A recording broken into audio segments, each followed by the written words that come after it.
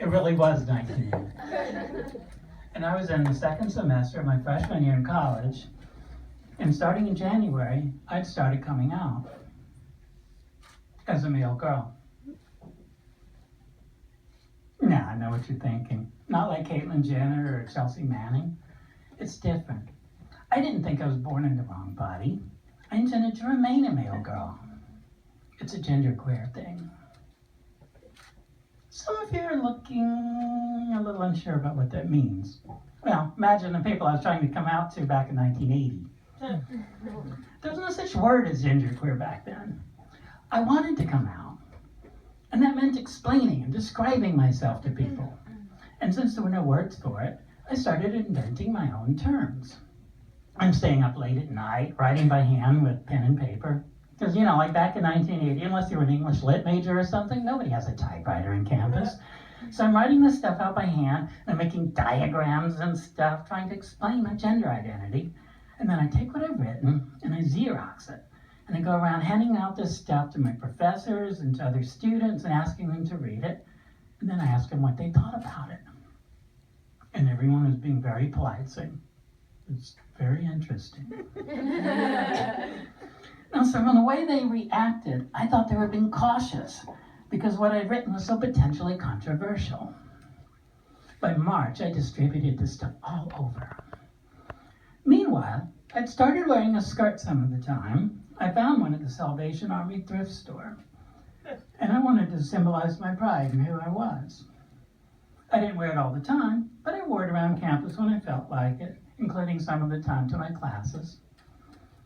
And after a month or so of being out, the RA from my dorm calls me aside.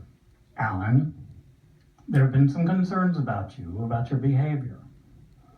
Frankly, you've disturbed some people. For everyone's peace of mind, it would be a good thing if you'd go and talk with someone at the mental health program and let them evaluate you. That will clear up any questions or misunderstandings." And I'm like, sure, they need to hear this stuff too. So I go over, and there's a doctor doing assessments. He already has my writings in a manila folder on his desk. "Did you write this? Is this yours?" "Yeah." And I'm thinking, these are all out of order. And I start to rearrange them, and then I realize the doctor and the nurse are staring at me like they think I'm a little obsessed with my writings being arrayed just so. But seriously, you could expect to understand the damn things if page 2 is followed by page 5 and then page 1. So I start to explain, and he waves it off and says, "I think it would make more sense for you to just go through it once for the psychiatrist. Oh, and we need you to sign this form." So I read it, and it's basically a consent for treatment. And I'm thinking, oh, that's so cute. Because, you know, like when you go to the surgeon or a dentist or something, and you have you sign a form that says, "Yes, I agree to getting a root canal or a biopsy or whatever." So this guy's a psychiatrist. So he has me consent in order to let him talk with me. So yeah, you know. So I'm expecting a doctor's office, but instead, they lead me down this long hallway in this big open space. With people sitting in clusters at 2 different TVs, and there's folks pacing around, and there are all these additional doorways all along the halls. The attendant who brought me there points to a room partitioned off with thick lucite, where there are 3 people dressed in medical whites, either talking on the phone or typing, and the attendant says, "If you need to speak to staff, you stand by this window until the nurse comes." Well, I could see through the other side, all the way through the nurse's station to another lucite wall, on the other side of which there were people standing around in street clothes.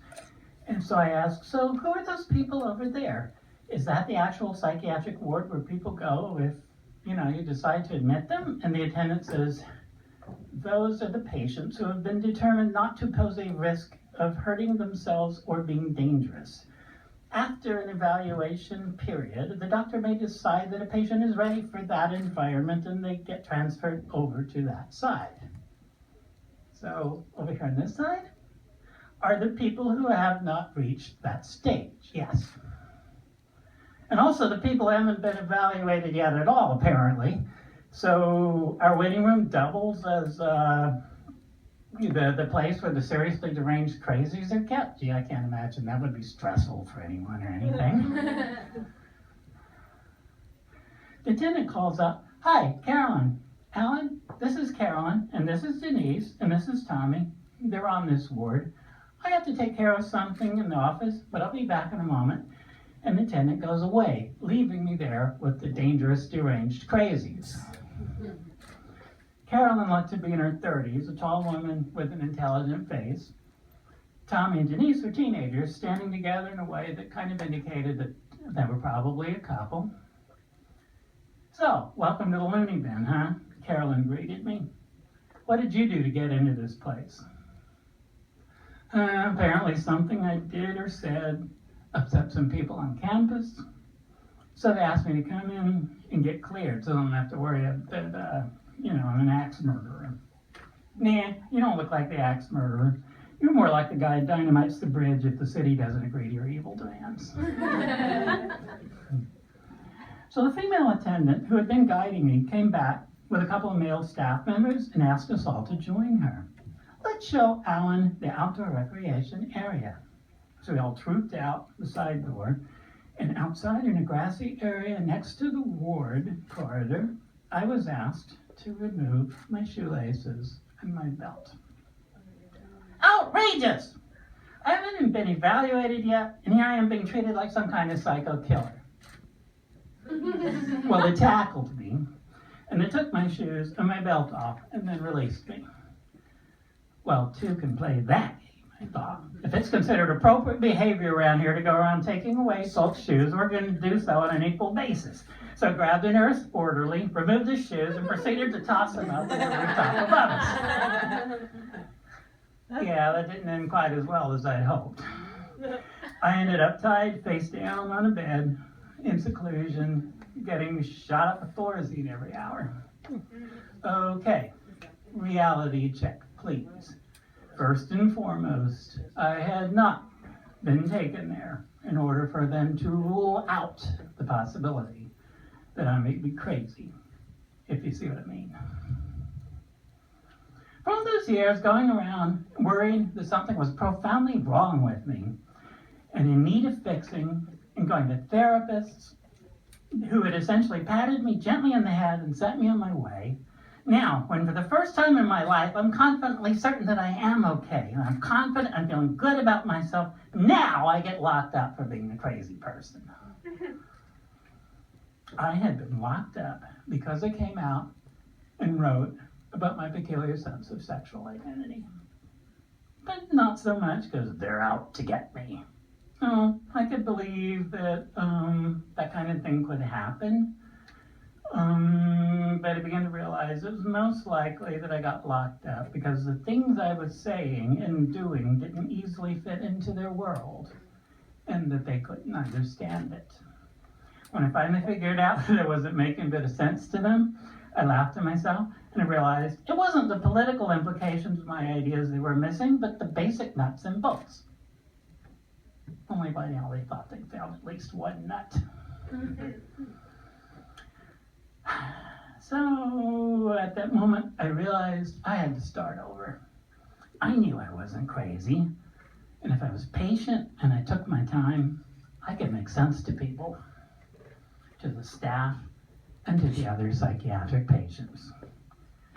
3 weeks later, the institution kicked me out for starting a local chapter of Mental Patients Liberation Front and discussing patients' rights. They put my possessions into a pile in the lobby. "We've decided you aren't mentally ill and you can't stay here. If this stuff is still here by 8 p.m., we're discarding it." Things are easier these days. Oh yeah, I'm still kind of a part of what goes bump in other people's night. And I'm still disturbing to people as often as I can be. But I've gotten a lot better at this communication thing. And as far as the skirt's concerned, The only problem I encounter nowadays when I wear a skirt these days is when I forget I'm wearing one. Like yesterday in the bank, getting in line to speak to the teller. You know, they had those velvet ropes clipped to the poles. And since the lines were short, I didn't want to walk away. I just figured I'd step over. All right, thanks.